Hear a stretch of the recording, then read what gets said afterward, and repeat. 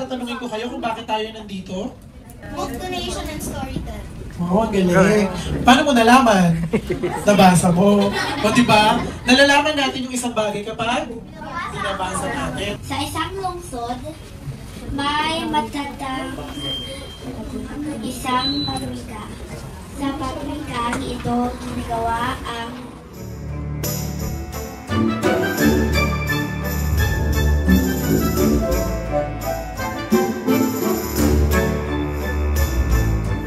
sa ngalan ng mga partners namin, especially Ford Philippines, Ogilvy Philippines, our friends from the media, nagagalak po kami na nandito po kami para mag-share sa inyo ang tinatawag nating gift ng education. So yung mga libro dito na nagagaya sa mga ibang donors natin ay nandito para sa kapakanan ng mga residents natin sa barangay, from the young students and who are not in school yet, and also mga young professionals na gumagamit dito ng co-working space, yung mga nurse na nag-aaral para sa board review, at yung mga young professionals and mga veterans, matatanda, at saka may retirees. So sa Ford kasi importante yung education.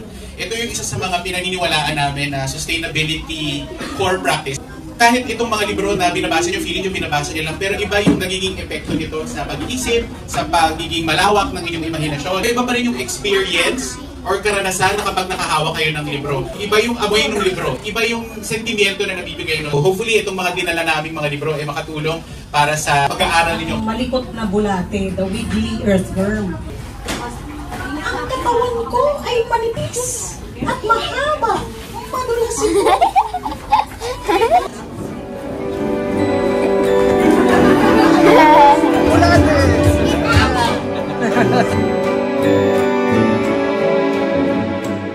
Yung programa natin para sa kabataan, para ma-enhance pa yung kanilang mga kaalaman at kasanayan, sila po yung magiging partner natin. Napakaraming libro, sir. It will surely help the community, the kids, the children.